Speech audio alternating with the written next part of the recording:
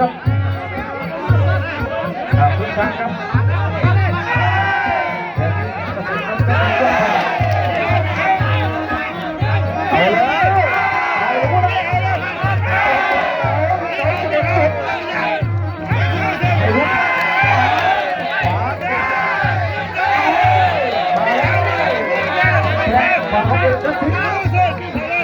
ดูกันเป็นสิบหมดชัยดูละดู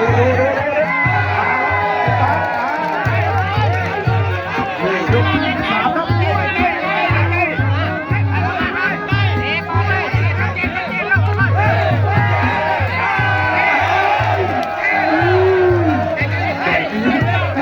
แรงครับอะไรก็เกิดขึ้นนะครับมันไม่แน่ไม่นอนครับนักมวย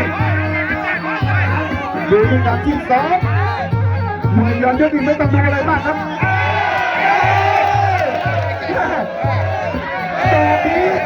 เต็มเอาละดูที่กันดูอย่างว่า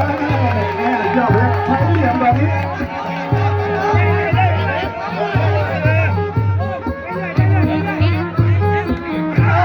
ติดมาครับมาก่อนเอาแล้ว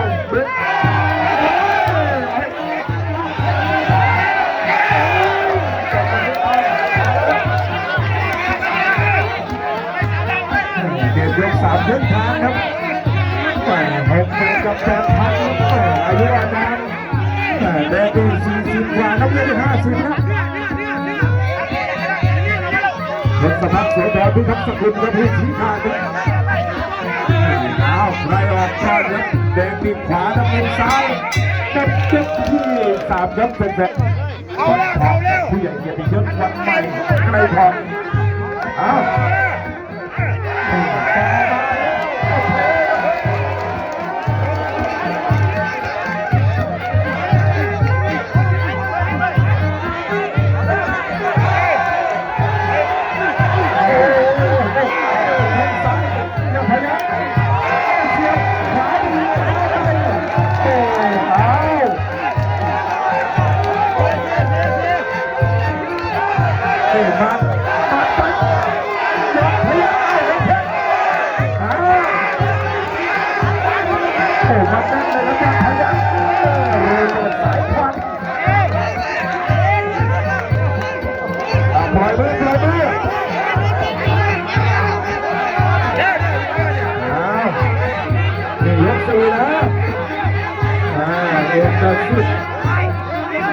สุดยอดชัย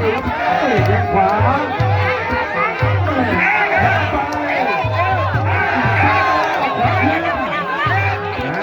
ใครจะเป็น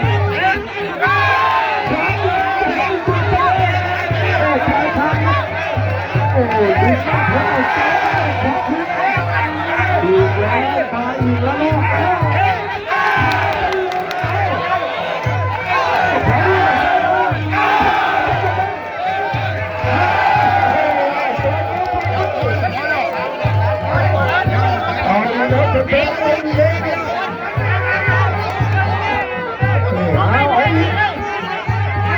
เอาให้เสร็จเป็นที่เสียงครับขยับขวาแทงขวาเลยหรือระยะพยายามเสียบขวายัดซ้ายนี่มาบึ้งเลยครับยอดพยับเป็นที่4ครับแทงครับยก5ยกสุดท้าย60,000กับ8,000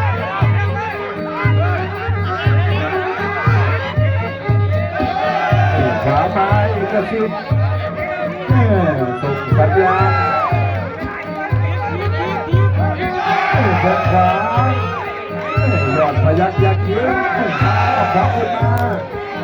อย่าชะล่าใจนะ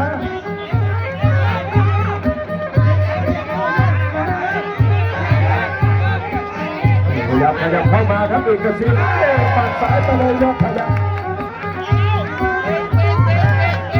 ซ้ายสกัดกันบุกของเจ้าหน้าที่ทางซ้ายต่อขวาขึ้นมาเอกจะเดือดเอกรัตนบุรีวันนี้ต้องมา คุณกับร้านกาแฟก็ได้ข่าวว่าช่วงนี้ลูกค้าเยอะคนมันจะรวยด้วยอย่างนี้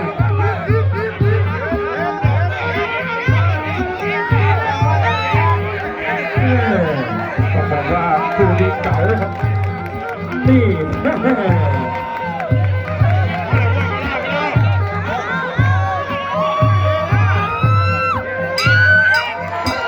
ยกสุดท้ายนี่เป็นภาพที่สวยงามครับ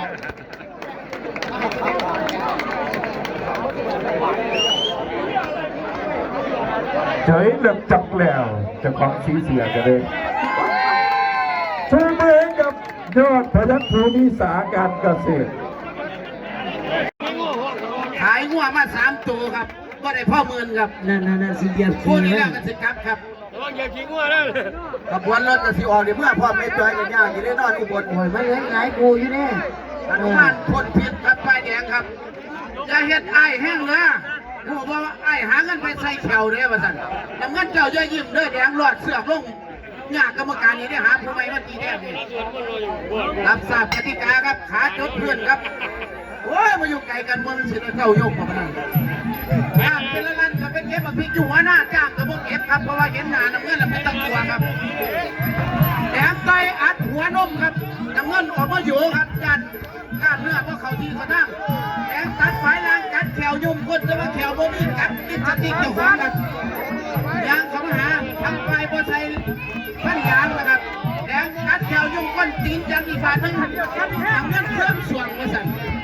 ถ้าผมเป็นปรมาจารย์ก็อยู่ไหนคนจังเบาลงได้ลุกได้ครับก็ถามเลยว่านะครับเราว่าบุญบ้านเฮาเนี่ยมันบุญบ้านเฮาเนี่ยนี่ขอบคุณหลายๆนะครับที่ใจอ้ายลงลุกขึ้นมาตามทางนี้ขันถึงราคาเนี่ยสบายใจครับพี่น้องในเรียนเหมือนทุกคนแต่ว่าขันถึงหลังค่าเราไม่ลงแน่นอนอุ้ยสันติมานสุราเสือกว่าเอาเสือกทำวัวลำทำมวยครับแดงกดข้อมาสิงยำครับท่านอย่าสับเยอะเดินกันกันลงไปกันได้แต่เอาคนลูกกันฮักพ่อแย่งเราจะมาพันดูอยู่กันแย่งในการลงกันได้งั้นตัดแถวยุ่งก้นแถวพันบ่มีครับไปหันไปกับพ่อแย่งแดงมาสิกันครับเป็นขาสั่นครับขาลงไฟครับซับไปที่ไทยไทยขาเกี่ยวว่าเป็นมูทางแหติดบ้างครับดูอยู่อินติดกันการตัดแถวจุ้งกันครับมาการจับจ้องแดงกระจ้องน้ำมันแดงเอาลงไปร่วงแดงจับเพื่อไปที่นี้กันก็มาการจะจับกันจับ2 มือเลยแดงกดข้อมากขาเกี่ยวไอ้ปลายงานลงทั้งใจเราใจดีครับเป็นพระเจ้านี่ลูกสารภาพครับเปิดโยกับโอ้ยผักวันดีหน่อยเสียงตัวเลือกครับฟังกันเลยทีมงานยังจวนสูงกันนี่ถูกลงกับไปจังหน่อยมันยังปั่นไหนหมดยังพอแกงก่อนระวังแถมควรมายุ่งครับไฟแดงนี่ก็ธรรมดาครับระวังเดินผ่านไฟเลยยัดใส่เข้ามาที่ลูกเจ้าแก่นั่นลงมาเป็นเกียร์ลูกบอลกลางสนามอย่าสั่นอย่าเดินระวังกระเจ้าพยิงทั้งมุนเปย์ว่าไม่เกียร์น้อยลงทับเรือมาดิลงได้ยกที่2 3ยกหัวยังไม่เห็นนะที่2อย่างที่มันมีฮะสั่งไปที่เนี่ยพี่โอ้ลูกไปไงลูกมันไหนเรียกพี่ได้ไหมเรียกพี่ได้ไหมพี่สันติกับพี่มานสุรา